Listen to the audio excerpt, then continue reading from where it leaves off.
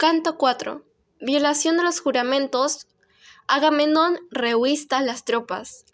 Menelao lo busca por el cameo de batalla y recibe en la cintura el impacto de una flecha lanzada por Pandaro, que así rompe la tregua convenida por los dos ejércitos antes de empezar el singular desafío. Entonces comienza una encarnizada lucha entre aqueos y troyanos. Sentados en el áureo pavimento junto a Zeus, los dioses celebraban consejo. La vulnerable Hebe encanciaba néctar, y ellos recibían sucesivamente la copa de oro y contemplaban la ciudad de Troya. Pronto el Crónida intentó zaherir a Hera con mordaces palabras y hablando fingidamente dijo: dos son las diosas que protegen a Menelao, Hera, Argiva y Atenea, a la Alcomenía. Pero sentadas a distancia se contentan con mirarlo, mientras que Afrodita, amante de la risa, acompaña constantemente al otro, y todo libra de las parcas y ahora lo acaba de salvar, cuando él mismo creía perecer, pero con la victoria quedó por Menelao caro a Ares. Deliberemos sobre sus futuras consecuencias, si conviene promover nuevamente el funesto combate y la terrible pelea, o reconciliar a entrambos pueblos. Si a todo pluguiera y agradara la ciudad del rey Príamo, continuaría poblada y Menelao se llevaría la Argiva Helena. Así dijo. Atenea y Hera, que tenían los asientos contiguos y pensaban en causar daño a los troyanos, se mordieron los labios. Atenea, aunque airada contra su padre Zeus y poseída de feroz cólera, guardó silencio, y nada dijo, pero a Hera no le cupó la ira en el pecho y exclamó: «Crudelísimo Crónida, ¿qué palabras proferiste? ¿Quieres que sea vano e ineficaz mi trabajo y el sudor que me costó? Mis corceles se fatigaron cuando reuní el ejército contra Príamo y sus hijos. Haz lo que dices, pero no todos los dioses te lo probaremos». Respondiéndole, muy indignado Zeus, que amontona las nubes: «Desdichada, ¿qué graves ofensas te interfieren Príamo y sus hijos para que continuamente anheles destruir la bien edificada ciudad de Ilio? Si transponiendo las puertas de los altos muros te comieras crudo a Príamo y a sus hijos, y a los demás troyanos, quizá tu cólera se apaciguara. Haz lo que te plazca, no sea que de esta disputa se origine una gran riña entre nosotros. Otra cosa voy a decirte que fijarás en la memoria. Cuando yo tenga vehemente deseo de destruir alguna ciudad donde vivan amigos tuyos, no retardes mi cólera y déjame hacer lo que quiera, ya que ésta te la cedo espontáneamente, aunque contra los impulsos de mi alma. De las ciudades de los hombres terrestres habitan debajo del sol y no del cielo estrellado. La sagrada Ilio era la preferida de mi corazón, con Príamo y su pueblo armado con lanzas de fresno. Mi altar jamás careció en ella del alimento debido, libaciones y vapor de grasa quemada, que tales son los honores que se nos deben. Contestóle enseguida Hera, veneranda, la de ojos de novilla: tres son las ciudades que más quiero: Argos, Esparta y Micenas. La de anchas calles, destrúyelas cuando las aborrezca tu corazón, y no las defenderé, ni me opondré ni siquiera. Y si me opusiere y no lo permitiere destruirlas, nada conseguiría, porque tu poder es muy superior, pero es preciso que mi trabajo no resulte inútil. También yo soy una deidad, y nuestro linaje es en el mismo, y el artero Crono engendróme la más venerable, por mi abolengo y por llevar el nombre de la esposa tuya. De ti que reinas sobre los inmortales todos, transijamos yo contigo y tú conmigo, y los demás dioses inmortales nos seguirán. Manda presto a Atenea que vaya al campo de la terrible batalla de los troyanos y los aqueos, y procure que los troyanos empiecen a ofender contra lo jurado a los embajenidos aqueos». Así dijo. No desobedeció el padre de los hombres y de los dioses, y dirigiéndose a Atenea, profirió enseguida estas aladas palabras: ve muy presto al campo de los troyanos y de los aqueos, y procura que los troyanos empiecen a ofender contra lo jurado, a los envanecidos aqueos. Con tales voces instigólo a hacer lo que ella misma deseaba, y Atenea bajó en raudo vuelo de las cumbres del Olimpo, cual fulgida estrella que enviada como señal por el hijo del artero Crono a los navegantes o a los individuos de gran ejército, despide gran número de chispas. De igual modo, Palas, Atenea, se lanzó a la tierra y cayó en medio del campo, asombrándose cuantos la vieron. Así los troyanos, domadores de caballos, como los aqueos de hermosas grebas, y no faltó quien dijera a su vecino, o empezara nuevamente el funesto combate y la terrible pelea, o Zeus, árbitro de la guerra humana, pondrá amistad entre ambos pueblos. De esta manera hablaban algunas de los aqueos y de los troyanos.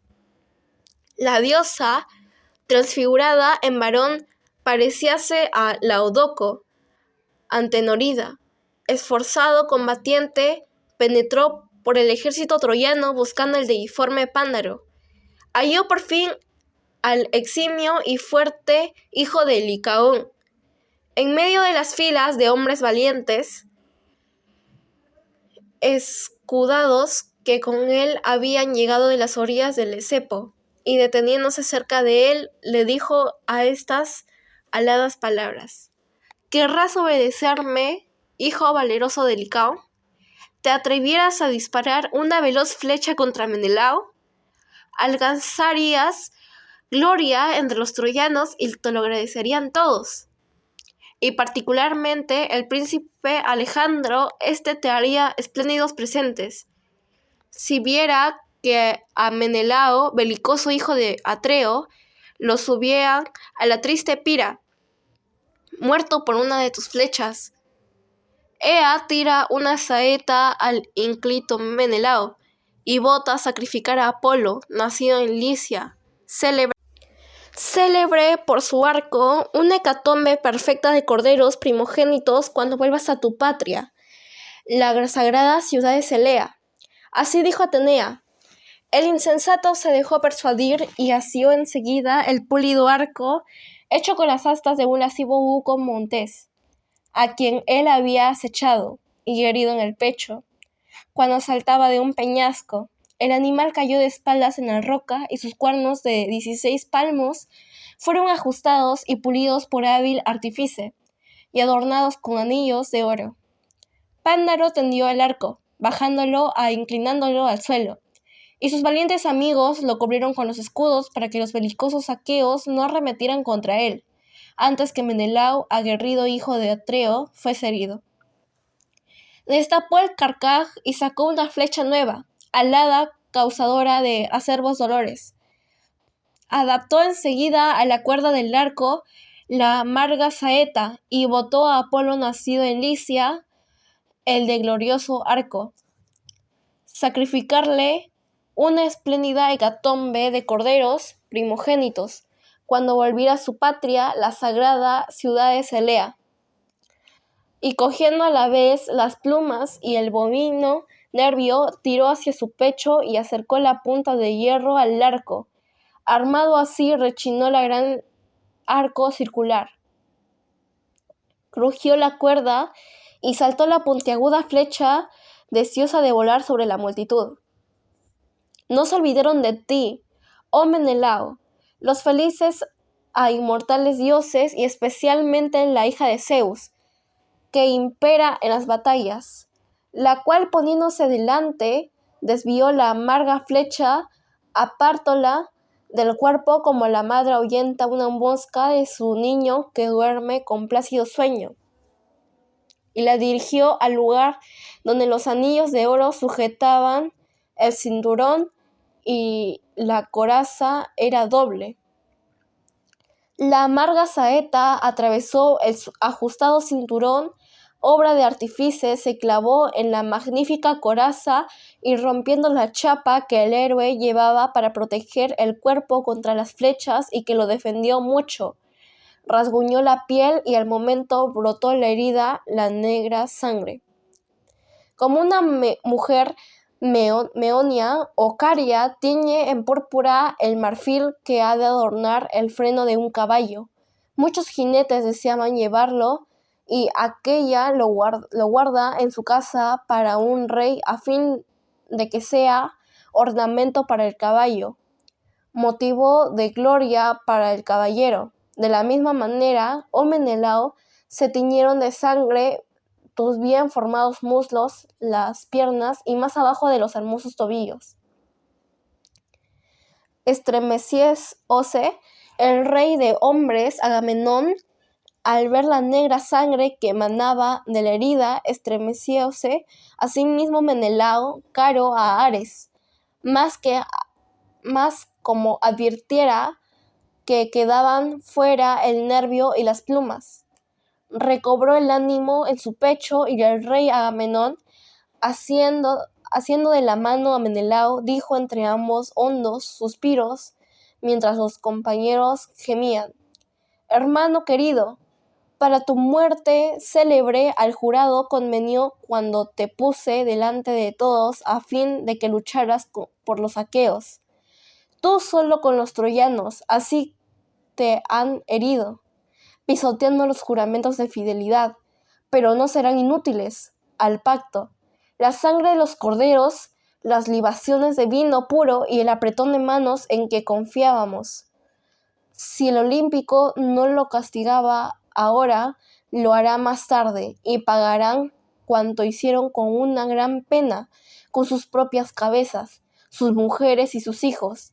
Bien lo conoce mi inteligencia y lo presiente mi corazón. Día vendrá en que perezcan la sagrada Ilio y Príamo, y su pueblo armado con lanzas de fresno, y el excelso Zeus Crónida, que vive en el éter. Irritado por este engaño, agitará contra ellos su égida espantosa. Todo esto ha de suceder irremisiblemente, pero será grande mi pesar. Oh Menelao, si mueres y llegas al término fatal de tu vida, y he de volver con gran aprobio a la árida Argos, porque los aqueos se acordarán enseguida de su tierra patria, y dejaremos como trofeos en poder de Príamo y de los troyanos a la argiva Helena, y tus huesos se pudrirán en Troya a causa de una empresa no llevada a cumplimiento. Y algunos de los troyanos soberbios exclamará, saltando sobre la tumba del glorioso Menelao: así efectúe Agamenón todas sus venganzas como esta, pues trajo inútilmente un ejército aqueo y regresó a su patria con las naves vacías, dejando aquí al valiente Menelao. Y cuando esto diga, abráceme la anchurosa tierra. Para tranquilizarlo, respondió el rubio Menelao: ten ánimo y no espantes a los aqueos. La aguda flecha no se me ha clavado en sitio mortal, pues me protegió por fuera el labrado cinturón y por dentro la faja y la chapa que forjaron obreros broncistas. Contestóle el rey Agamenón diciéndole: ojalá sea así, querido Menelao. Un médico reconocerá la herida y le aplicará drogas que calmen los terribles dolores. Dijo, y enseguida dio esta orden al divino heraldo Taltibio: Taltibio, llama pronto a Macaón, el hijo del insigne médico de Asclepio, para que reconozca al aguerrido Menelao, hijo de Atreo, a quien ha flechado un hábil arquero troyano o licio. Gloria para él y llanto para nosotros. Así dijo, y el heraldo, al oírlo, no desobedeció. Fuese por entre los aqueos de broncíneas corazas, buscó con la vista al héroe Macaón, y lo halló en medio de las fuertes filas de hombres escudados, que lo habían seguido desde Trica, criadora de caballos, y deteniéndose cerca de él, le dirigió estas aladas palabras: «Ven, Asclepiada, te llamó el rey Agamenón para que reconozcas el aguerrido Menelao, caudillo de los aqueos, a quien ha flechado hábil arquero troyano Olicio, gloria para él y llanto para nosotros». Así dijo, y Macaón sintió que en el pecho se le conmovía el ánimo. Atravesaron hendiendo por la gente el espacioso campamento de los aqueos, y llegando al lugar donde fue herido el rubio Menelao, este aparecía como un dios entre los principales caudillos que en torno de él se había congregado. Macaón arrancó la flecha del ajustado cíngulo al tirar de ella, rompiéndose las plumas, y entonces desató el vistoso cinturón, y quitó la faja y la chapa que habían hecho obreros y broncistas. Tan pronto como vio la herida causada por la cruel saeta, chupó la sangre y aplicó con pericia drogas calmantes que a su padre había dado Quirón en prueba de amistad. Mientras se ocupaban en curar a Menelao, valiente en la pelea, llegaron las huestes de los escudados troyanos. Vistieron aquellos la armadura y ya solo pensaron en el combate. Entonces no hubieras visto que el divino Agamenón se durmiera, temblara o rehuyera el combate, pues iba presuroso a la lid, donde los varones alcanzaron gloria. Dejó los caballos y el carro de broncíneos adornos. Eurimedonte, hijo de Ptolomeo Piraida, se quedó a cierta distancia con los fogosos corceles. Encargó al auriga que no se alejara por si el cansancio se apoderaba de sus miembros, mientras ejercía el mando sobre aquella multitud de hombres, y empezó a recorrer a pie las hileras de guerreros, a cuanto veía de entre los danaos de ágiles corceles que se apercibían para la pelea. Los animaba diciendo: «Argivos, no desmaye vuestro impetuoso valor. El padre Zeus no protegerá a los pérfidos. Como han sido los primeros en faltar a lo jurado, sus tiernas carnes serán pasto de buitres, y nosotros nos llevaremos en las naves a sus esposas e hijos cuando tomemos la ciudad». A los que veía remisos en marchar el odioso combate, los increpaba con iracundas voces: «Argivos, que solo con el arco sabéis pelear, hombres vituperables, ¿no os avergonzáis? Porque os hallo atónitos como cervatos, que habiendo corrido por espacioso campo se detienen con ningún vigor queda en su pecho. ¿Así estáis vosotros, pasmados y sin combatir? ¿Aguardáis acaso que los troyanos lleguen a la orilla del espumoso mar, donde tenemos las naves de lindas popas, para ver si el Cronión extiende su mano sobre vosotros?» De tal suerte revistaba como generalísimo las filas de guerreros.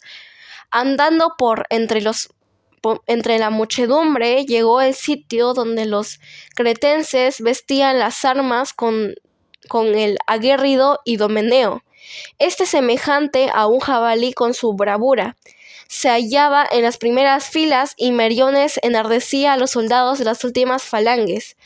Al verlos, el rey de hombres Agamenón se alegró y al punto dijo a Idomeneo con suaves voces: «Idomeneo, te honro de un modo especial entre los danaos, de ágiles corceles, así en la guerra a otra empresa, como en el banquete cuando los próceres argivos beben el negro vino de honor mezclado en las cráteras.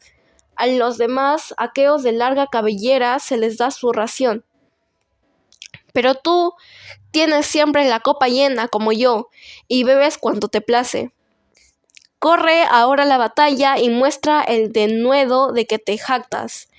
Respondiéndole Idomeneo, caudillo de los cretenses: Atrida, siempre he de ser tu amigo fiel, como lo aseguré y prometí que lo sería.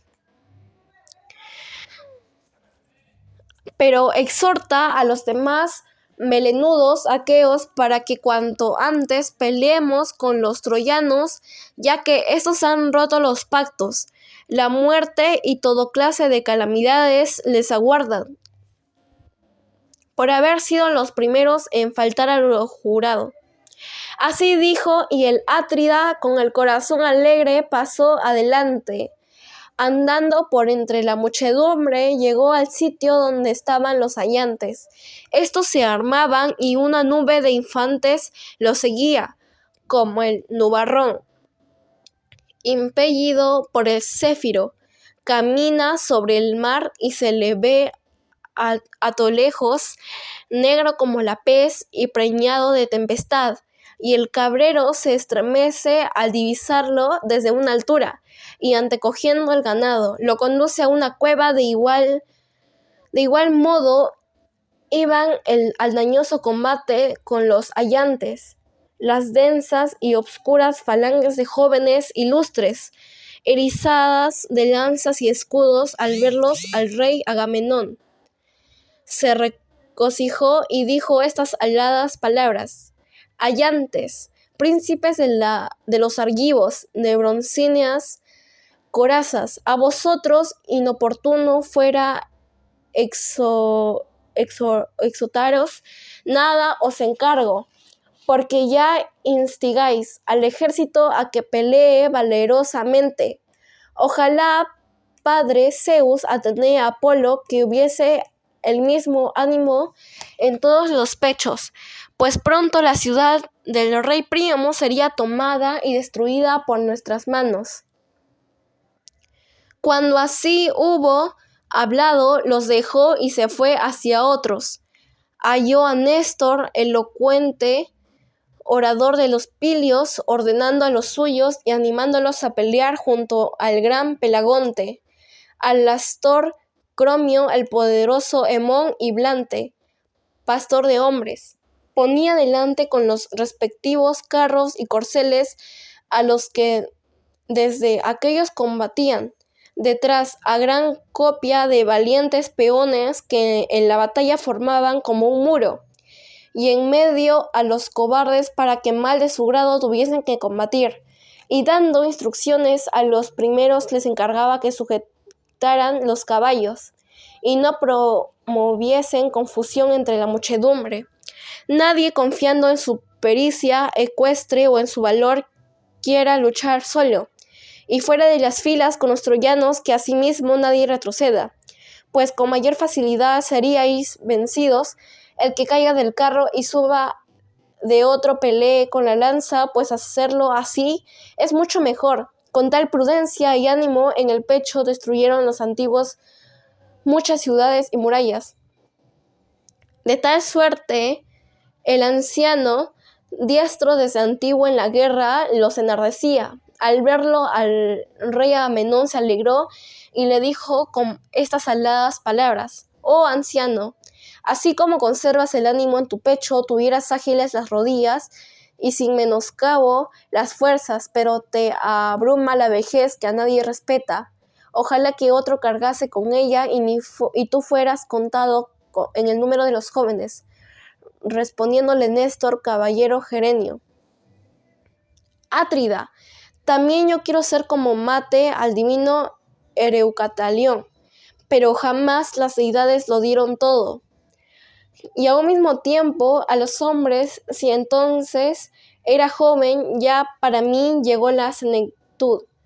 Esto no obstante, acompañaré a los que combaten en carros para exhortarlos con consejos y palabras, y que tal es la misión de los ancianos. Las lanzas las blindarán los jóvenes, que son más vigosos y pueden confiar en sus fuerzas. Así dijo, y el Atrida pasó adelante con el corazón alegre. Halló al excelente jinete Menesteo, hijo de Peteo, de pie entre los atenienses ejercitados en la guerra, Estaba cerca de ellos el ingenioso Ulises, y a poca distancia las huestes de los fuertes cefalenios, los cuales, no habiendo oído el grito de la guerra, pues así las falanges de los troyanos, domadores de caballos como las de los aqueos, se ponían entonces en movimiento. Aguardaban que otra columna aquea cerrara con los troyanos y diera principio la batalla. Al verlos, el rey Agamenón los increpó con estas aladas palabras: Hijo del rey Peteo, alumno de Zeus, y tú, perito en malas artes, astuto, ¿por qué medrosos os obtenéis de pelear y esperáis que otros tomen la ofensiva? Debierais estar entre los delanteros y correr a la ardiente pelea, ya que os invito que antes que a nadie, cuando los aqueos damos un banquete a los próceres, entonces os gusta comer carne asada y beber sin taza copas de dulce vino. Y ahora veríais con placer que 10 columnas aqueas combatieran delante de vosotros con el cruel bronce. Encarándole la torva vista, exclamó el ingenioso Ulises: Atrida, ¿qué palabras se te escaparon del cerco de los dientes? ¿Por qué dices que somos remisos en ir al combate? Cuando los aqueos excitemos al feroz Ares contra los troyanos domadores de caballos, verás si quieres y te importa, como el padre amado de Telémaco penetra por las primeras filas de los troyanos domadores de caballos. Vano y sin fundamento es tu lenguaje.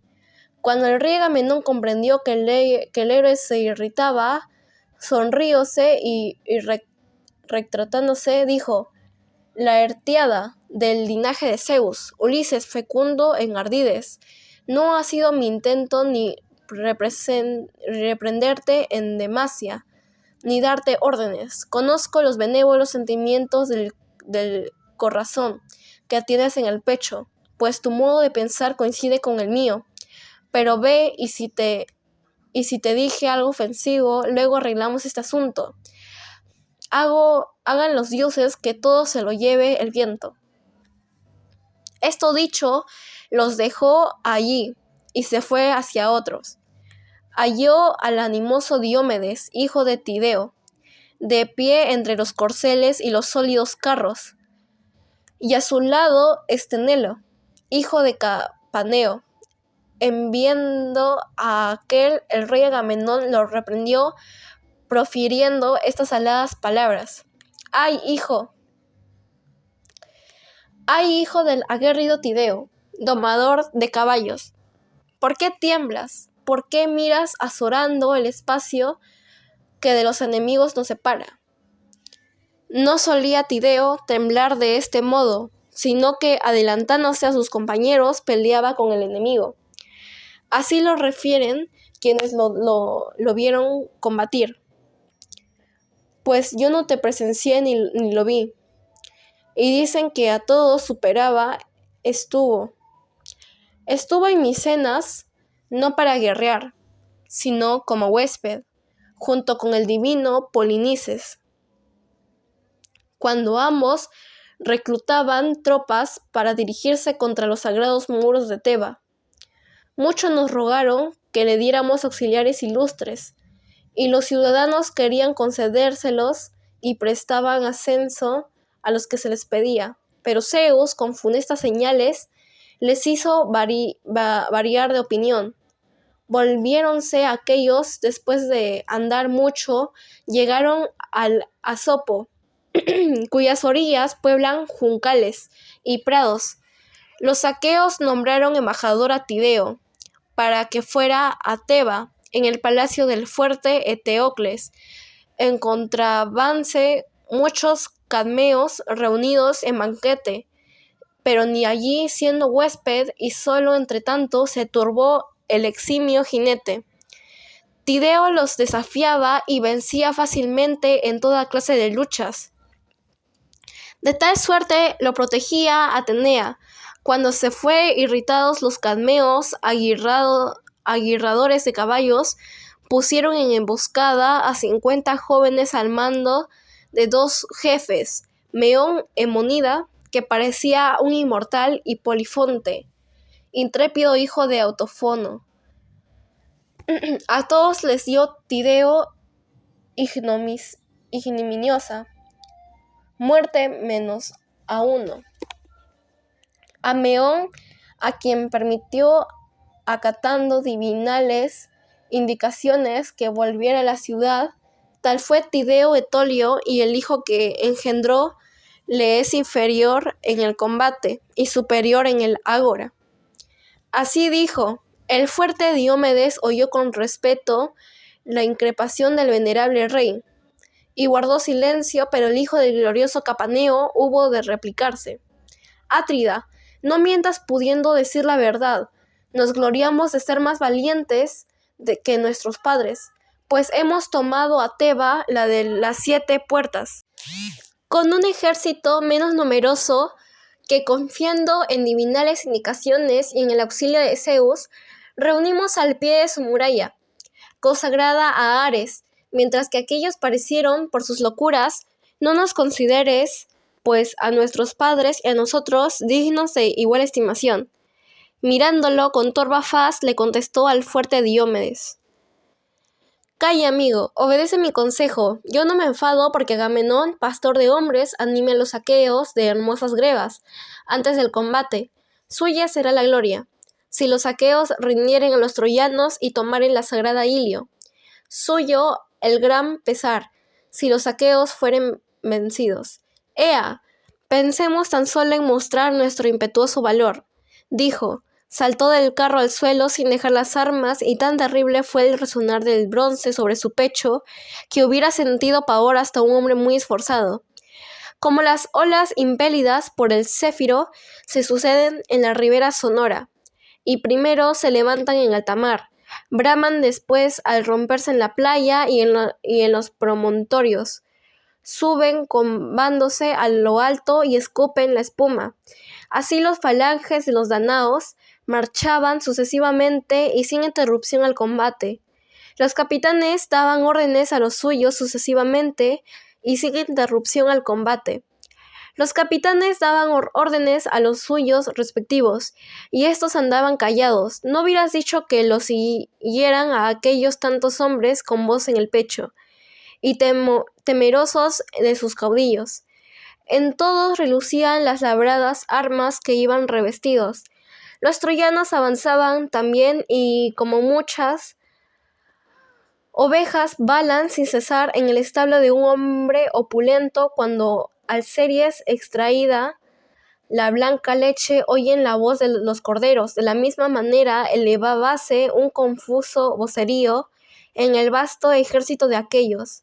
No era igual el sonido ni el modo de hablar de todos, y las lenguas se mezclaban, porque los guerreros procedían de diferentes países. A los unos los excitaba Ares, a los otros Atenea, la de ojos de lechuza, y a entrambos, pues, pueblos, el terror, la fuga y la discordia, insaciable en sus furores, y hermana y compañera de homicida Ares, la cual al principio aparece pequeña y luego toca con la cabeza el cielo mientras anda sobre la tierra. Entonces la discordia, penetrando por la muchedumbre, arrojó en medio de ella el combate funesto para todos y aumentó el afán de los guerreros. Cuando los ejércitos llegaron a juntarse, chocaron entre sí los escudos, las lanzas y el valor de los hombres armados de broncíneas corazas, y al aproximarse los abollonados escudos, se produjo un gran alboroto. Allí se oían simultáneamente los lamentos de los moribundos y los gritos jactanciosos de los matadores. Y la tierra manaba sangre, como 2 torrentes nacidos en grandes manantiales se despeñan por los montes, reúnen las hirvientes aguas en hondo barranco abierto en el valle, y producen un estruendo que oye desde lejos el pastor de la montaña. Así era la gritería y el trabajo de los que vinieron a las manos. Fue Antíloco quien primeramente mató a un guerrero troyano, a Equepolo Taliciada, que peleaba valerosamente en la vanguardia. Hirielo en la cimera de penachudo casco y la broncínea lanza. Clavándose en la frente, atravesó el hueso, las tinieblas, cubriéndose los ojos del guerrero, y éste cayó como una torre en el duro combate. Al punto asióle de un pie el rey Elefenor, Calcodonteada, caudillo de los bravos abantes, y lo arrestaba para ponerlo fuera del alcance de los dardos y quitarle la armadura. Poco duró su intento. El magnánimo Agenor lo vio arrastrar el cadáver e hiriéndolo con la broncínea lanza en el costado, que al bajarse quedó descubierto junto al escudo. Déjole sin vigor los miembros. De este modo perdió Elefenor la vida y sobre su cuerpo trabaron enconada pelea. Troyanos y aqueos como lobos se acometían y unos a otros se mataban.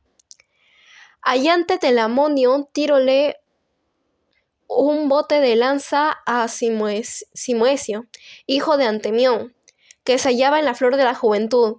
Su madre habíale dado a luz a orillas del Simionte, cuando bajó del Ida con sus padres para ver las ovejas. Por esto le llamaron Simoesio, hijo de Antemión. Mas no pudo pagar a sus progenitores la crianza, ni fue larga su vida, porque sucumbió vencido por la lanza de magnánimo Allante. Acometía el troyano cuando Allante lo hirió en el pecho junto a la tetilla derecha, y la broncínea punta salió por la espada. Cayó el guerrero en el polvo como el terso álamo nacido en la orilla de una espaciosa laguna.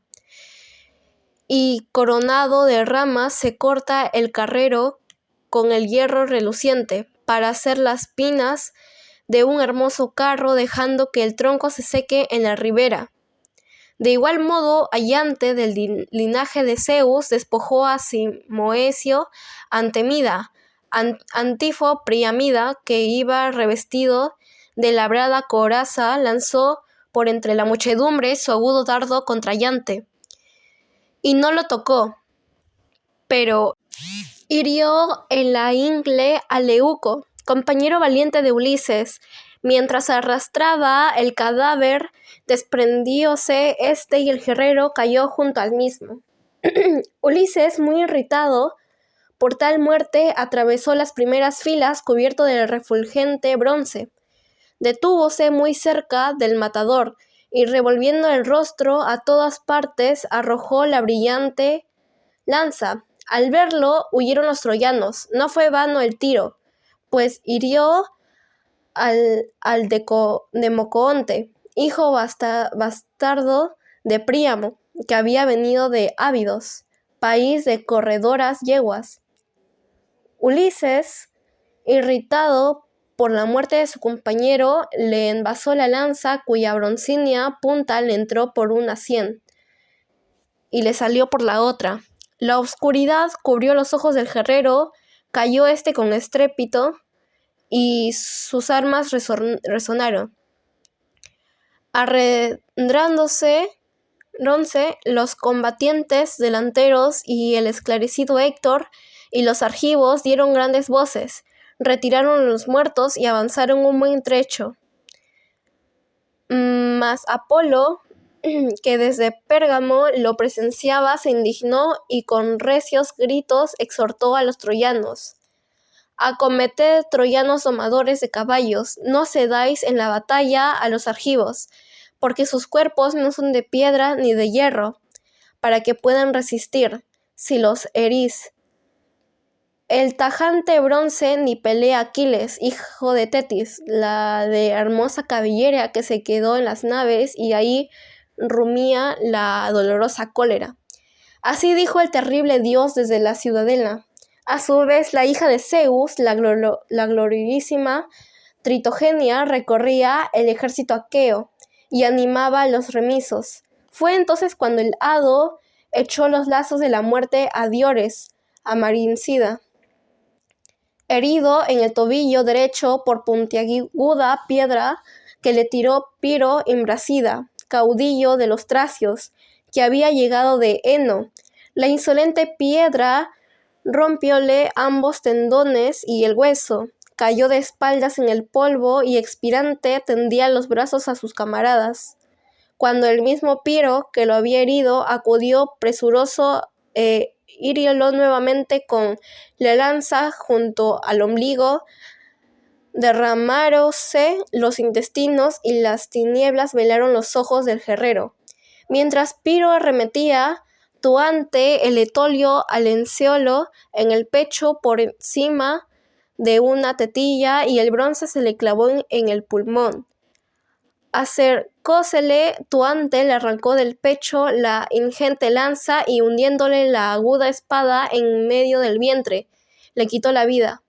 Mas no pudo despojarlo de la armadura, porque se vio rodeado por los compañeros del muerto. Los tracios, que dejan crecer la cabellera en lo más alto de la cabeza, quienes le asestaban sus largas picas, y aunque era corpulento, vigoroso a ilustre, fue rechazado y hubo de retroceder. Así cayeron y se juntaron en el polvo el caudillo de los tracios y el de los epeos, de broncíneas corazas, y a su alrededor murieron otros muchos. Y quien sin haber sido herido de cerca o de lejos por el agudo bronce, hubiera recorrido el campo, llevado de la mano y protegido de las saetas por Palas Atena, no habría baldonado los hechos de armas, pues aquel día gran número de troyanos y de aqueos yacían, unos junto a otros, caídos de cara al polvo.